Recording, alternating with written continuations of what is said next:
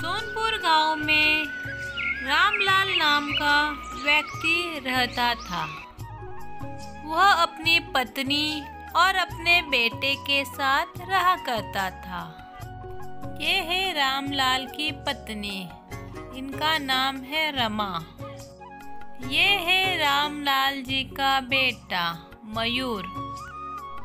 उन्होंने अपने बेटे को पढ़ा लिखा कर इंजीनियर बनाया। उसकी नौकरी अच्छे जगह पर लग गई। उन्होंने अपने बेटे की शादी उसी की पसंद की लड़की के साथ करवा दी। शादी के 2 महीने बाद, मम्मी जी आप ये कैसे झाड़ू लगा रही हो? आपको झाड़ू मारने भी नहीं आता है क्या? कैसी गंदगी फैला के रखी हुई है। बहू, तुम तुम्हारी सास के साथ कैसी बात कर रही हो? अच्छा पिताजी, बैठ के मुफ्त की रोटियां तोड़ते हो और आकर मुझे ही 2 बात सुना रहे हो। बहू, तुम्हें किस तरह से बात कर रही हो अपने ससुर जी से? तुम्हारे माँ बाप ने कुछ सिखाया नहीं तुम्हें? माँ जी, मेरे माँ बाप के ऊपर मत जाइए, समझ गई आप? तुम तो घर का कुछ काम भी नहीं करती हो, पूरा काम हम करते हैं, उसके बाद 2 बातें हमें ही सुना रही हो। आने दो मेरे बेटे को, बताती हूँ सब। क्यों नहीं माँ जी, रुकिए मैं ही बुलाती हूँ। अजी सुनते हो? ज़रा बाहर आना। क्या हुआ, क्यों बुला रही हो मुझे? देख बेटा, तेरी बीवी कैसे बात कर रही है तेरे पिताजी से और मुझसे। माँ, आप लोगों का ना रोज का हो गया है। रोज सुबह झगड़ा करते रहते हो, थोड़ी तो घर में शांति रखा करो। और तुम्हें भी कुछ समझ में नहीं आता है क्या? जब देखो झगड़ा करती रहती हो। मैं झगड़ा करती हूँ? तुम्हें मेरा ही झगड़ा दिखता है क्या? मैं इन लोगों के साथ नहीं रह सकती। तुम अभी मुझे बताओ, तुम मेरे साथ रहोगे कि इन दोनों के साथ? फिर उसकी पत्नी अंदर चली जाती है। माँ, पिताजी, आप दोनों ये घर छोड़ के चले जाओ। तुम यह क्या कह रहे हो? तुम्हें थोड़ी सी भी शर्म नहीं आ रही है? तुम्हें पढ़ा लिखा कर इतना बड़ा किया ये दिन देखने के लिए बेटा?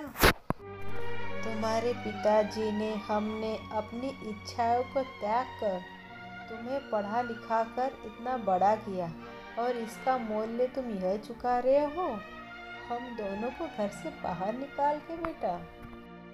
रमा, चलो यहाँ से। जब अपने बेटे को अपनी चिंता नहीं है तो परायों से क्या उम्मीद करना। मैं अभी इस घर से जा रहा हूँ, तुम आती हो या नहीं? इतना कहते रामलाल वहाँ से निकल पड़ता है। रमा भी उनके पीछे पीछे दौड़कर बाहर चली आती है। रुकिए जी, मैं भी आ रही हूँ। फिर दोनों जंगल की तरफ चले जाते हैं। रमा जी बहुत रोती है। हमारे बेटे ने हमारे साथ ये सही नहीं किया जी। रमा, तुम रो मत। अभी भी मेरी हड्डियों में इतना दम है कि मैं तुम्हारा देखभाल कर सकता हूँ। फिर वो दोनों जंगल में ही एक लकड़ी का घर बनाकर रहने लग जाते हैं। रीना, तुम घर पर रहो, मैं काम ढूंढ कर आता हूँ। फिर उसे रेलवे स्टेशन पे कूली का काम मिल जाता है। वह आने जाने वाले राहगीरों का सामान उठाया करता है और उससे जो पैसे मिलते हैं उससे राशन का सामान लेकर आता है। एक दिन रामलाल एक सेठ जी का सामान लेकर गाड़ी तक जाता है, परंतु सेठ जी एक बैग रखना भूल जाते हैं और अपनी गाड़ी लेकर चले जाते हैं। रामलाल जोर जोर से चिल्लाता है, सेठ जी आपका बैग रह गया, सेठ जी आपका बैग रह गया। अरे ये सेठ जी तो बिना बैग लेकर चले गए, अब ये बैग में उनको कैसे लौटाऊंगा। एक काम करता हूँ, मैं यहीं बैठ जाता हूँ, हो सके सेठ जी वापस आ जाए। जब वो घर जाकर देखेंगे कि उनका बैग उनके पास नहीं है तो शायद वो यहाँ आ सकते हैं, तो मैं यहीं बैठकर उनका इंतज़ार करता हूँ। अरे मुझे तो सब्जी भी लेकर जाना है घर, नहीं लेकर जाऊंगा तो खाना भी कैसे बनेगा। नहीं, मैं यहीं बैठ जाता हूँ, सेठ जी का बैग लौटा दूंगा, उसके बाद चला जाऊंगा। फिर सेठ जी घर जाकर देखते हैं, अरे मेरा बैग किधर गया। अरे ये बैग तो उस कूली के पास ही रह गया, जाकर देखूं क्या बैग मिलेगा कि नहीं। पर उसमें तो 10 लाख रुपए है, पता नहीं वो कूली लेकर भाग गया होगा कि नहीं। जाकर देखता हूँ, शायद मिल जाए। सेठ जी जब वापस आकर देखते हैं कि वो कूली वहीं पर बैग लेके बैठा हुआ है। सेठ जी आप अपना बैग लेना भूल गए थे, मैंने आपको बहुत आवाज़ लगाई पर आप बिना सुने ही वहाँ से चले गए। तुम्हें पता है इस बैग में 20 लाख रुपए पड़े हुए हैं, तुम चाहते तो वो बैग लेकर भाग सकते थे, परंतु तुमने ऐसा नहीं किया है। मैं तुमसे बहुत खुश हुआ हूँ। एक काम करो, इसमें से 1 लाख रुपए तुम रख लो। नहीं सेठ जी, ये आपके पैसे हैं, ये आप ही रखिए, बस आप मेरी मेहनत के पैसे दे दीजिए।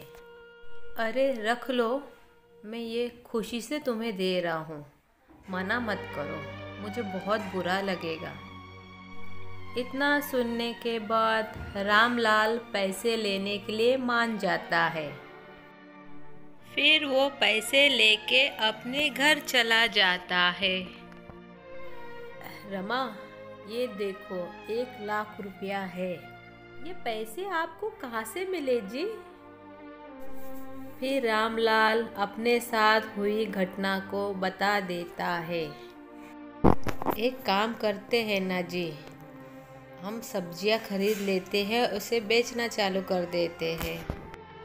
तुम ठीक कह रही हो, मैं सब्जियां बेचना चालू कर देता हूँ। फिर रामलाल सब्जी की दुकान डाल देता है। फिर उसके दुकान पे अच्छे ग्राहक आने लग जाते हैं। फिर धीरे धीरे उसकी सारी सब्जियां बिकने लग जाती है। अब रामलाल का बिजनेस बड़ा हो जाता है, वो बड़ा सा शोरूम खरीद लेता है। इधर मयूर की हालत धीरे धीरे खराब होने लग जाती है। क्या हुआ जी, आप इतने दुखी मन से क्यों आ रहे हो। क्या बताओ तुम्हें, मेरी नौकरी चली गई है, अब हमारा क्या होगा, कैसे हमारा घर चलेगा। यह सब तुम्हारी वजह से हुआ है, तुमने ही मेरे माँ बाप को घर से जाने के लिए मजबूर कर दिया और मैं भी तुम्हारी बात में आ गया। जब तक मेरे माँ पिता मेरे साथ थे मुझे मुसीबत का सामना नहीं करना पड़ा, मेरे साथ सभी अच्छा चल रहा है। जैसे ही वो लोग घर से चले गए मेरे पास मुसीबतों का पहाड़ आ गया। हमें उनके पास जाके उनसे माफ़ी मांगनी होगी। हाँ जी, आप ठीक कह रहे हैं, मुझसे बहुत बड़ी गलती हो गई, चलिए उनके पास। फिर दोनों अपने माँ पिता के पास चले आते हैं। बेटा बहू, तुम दोनों यहाँ पर? हाँ माँ, हम आपसे मिलने आए हैं। हमसे बहुत बड़ी गलती हो गई माँ, मुझे माफ़ कर दो। पिताजी आप मुझे माफ़ कर दीजिए। हाँ माँ जी, आप मुझे भी माफ़ कर दीजिए, मुझसे बहुत बड़ी गलती हो गई। तुम दोनों को अपनी गलती का एहसास हो गया, वही बहुत बड़ी बात है बेटा। फिर रामलाल और रीना अपने बच्चों को माफ़ कर देते हैं और सब एक साथ हंसी खुशी रहने लग जाते हैं। इस कहानी से यह सीख मिलती है, कभी भी अपने माता पिता का दिल नहीं दुखाना चाहिए। माता पिता भगवान के स्थान पर होते हैं, उनके साथ हमेशा ही अच्छा व्यवहार करना चाहिए। माता पिता अपने खुशी की चिंता ना करते हुए अपने बच्चों की खुशी की चिंता करते हैं। अपनी कितनी इच्छाओं का त्याग करके हमें पढ़ाते हैं। वह अपनी हर इच्छाओं को त्याग देते हैं क्योंकि मेरे बच्चे हमेशा खुश रहे। हमें भी उनका बुढ़ापे में सहारा बनना चाहिए, ना कि उन्हें दुख देना चाहिए। वीडियो अगर अच्छा लगा तो वीडियो को लाइक करें, चैनल को सब्सक्राइब करें। Thank you for watching video friends. Bye bye, मिलते हैं नेक्स्ट वीडियो में।